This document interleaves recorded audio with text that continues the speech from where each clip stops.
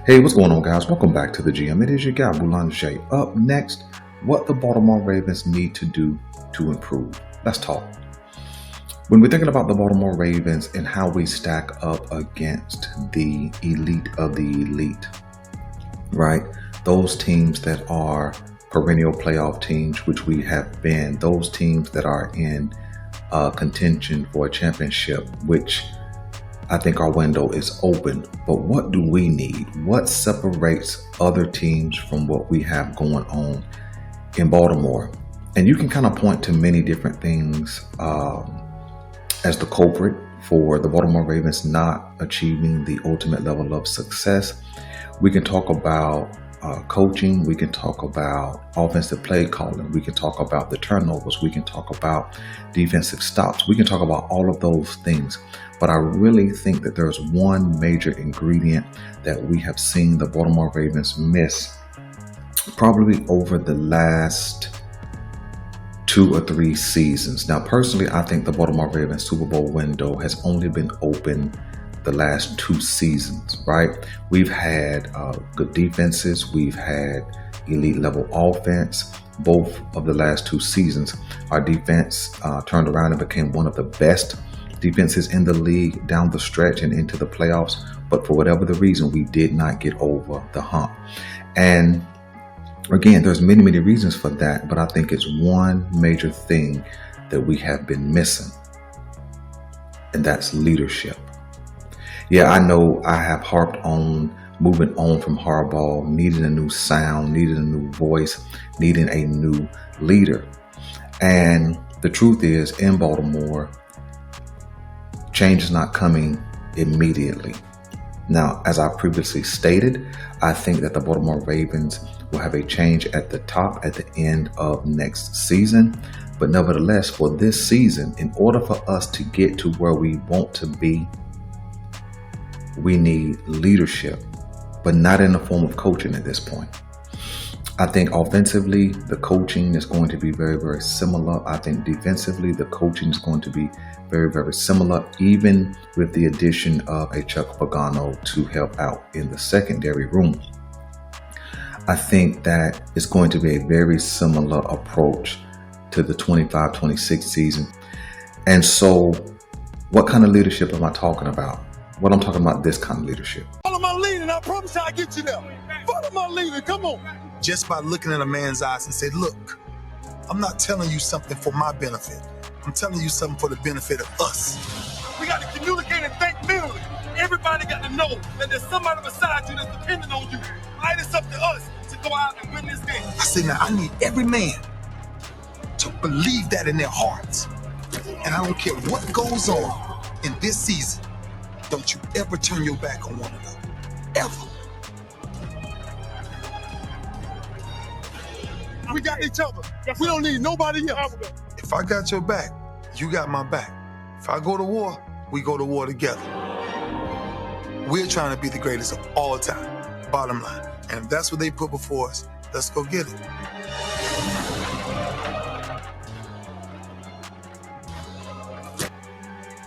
Even people that don't like me got to watch me. Yeah, leadership from the players. You see, a lot of times we say, well, you have to prove it on the field. You have to lead by your play. And I do believe that's true. But not only do you need to lead with your play, you also need to lead vocally. And I don't think the Baltimore Ravens have a vocal leader. I think the Ravens players can get contentious with one another and call each other out when something serious is not being approached as a serious matter.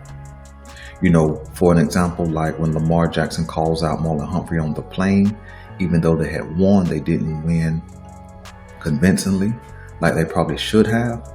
You know, that's a serious matter, but it's only confronted when things are serious. I'm talking about a vocal leader who will be vocal and lead with play no matter what the situation is. When the season is going well, same. When the season is going poor, the same. And I think that is what has been missing from the Baltimore Ravens. I understand that John Harbaugh is the head coach and He probably gives good motivational speeches, and he talks about family and love, and all of those things are good. But I think that what the Baltimore Ravens are going to need is somebody to step up and be that on the field leader, that locker room leader, that practice field leader, but then lead vocally too. I think Lamar Jackson is developing into that type of leader. I know that when you have looked at Lamar Jackson, probably over his first 4 or 5 seasons, he's led with his play, but he wasn't so vocal, which is some things that he was called out for. But I think you've seen him become more vocal. And so I think that if he takes another step in that vocal leadership, I think the voice of John Harbaugh will not be as impactful. You see, when you look at the undisciplined nature of the Baltimore Ravens from this past season, being the league leader in penalties of all kinds, in fact, whether it was offsides, whether it was holding, whether it was pass interference, whether it was things like lining up in illegal formation, so on and so forth, right? That does speak to a coaching issue. But if the coaching won't be fixed, then the players will have to fix it. And when you kind of look at the Baltimore Ravens, nobody really stems from beyond 2018 draft other than Marlon Humphrey and Ronnie Stanley.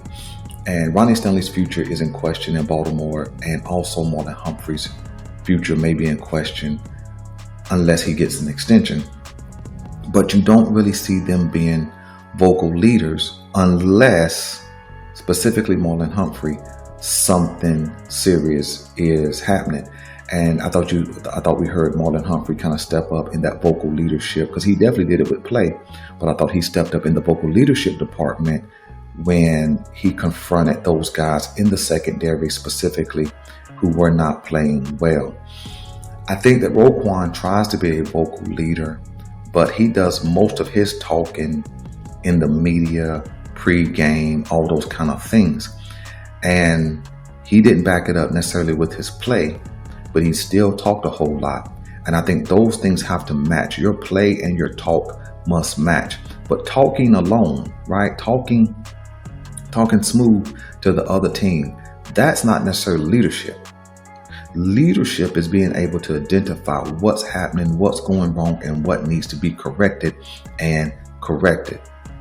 I think that's what we saw in the last championship run for the Baltimore Ravens, which is way, way back in the past for sure. We're talking about now 12 to 13 years.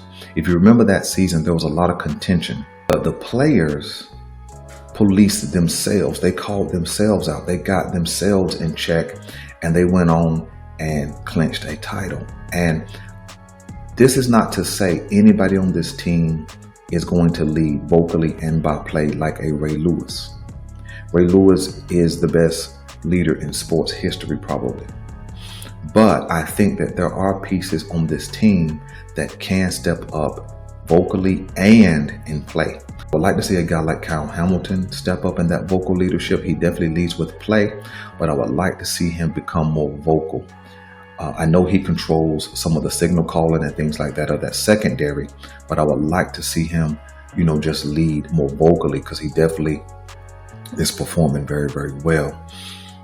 I would like to see Roquan talk less in the media and talk more to that linebacking group, right? If you're going to be the highest paid linebacker in the league, then you have to show it with play and be able to help your other position group grow and develop, and be able to call out things when they were wrong, right? The linebacking corps was wrong this past season. That's evident by Trenton Simpson playing himself out of the rotation for the most part. In the trenches, Metabike is the highest paid guy, but you don't really see him being vocal. Now, that doesn't mean he shouldn't have got paid. It just means somebody in those trenches need to be the vocal leader, but also be able to do it with play. And so I think that is absolutely the ingredient that has been missing. I think that will negate some of the bad play calling, that will negate some of the bad scheme, and that will negate some of the poor judgment. And so you guys let me know what you guys think of what the missing ingredient is. Is it leadership? Is it something else? Because I believe leadership will help negate some of that undisciplined play and performance that we've seen this past season. I'm your guy Boulanger. This is the GM, and I'm out.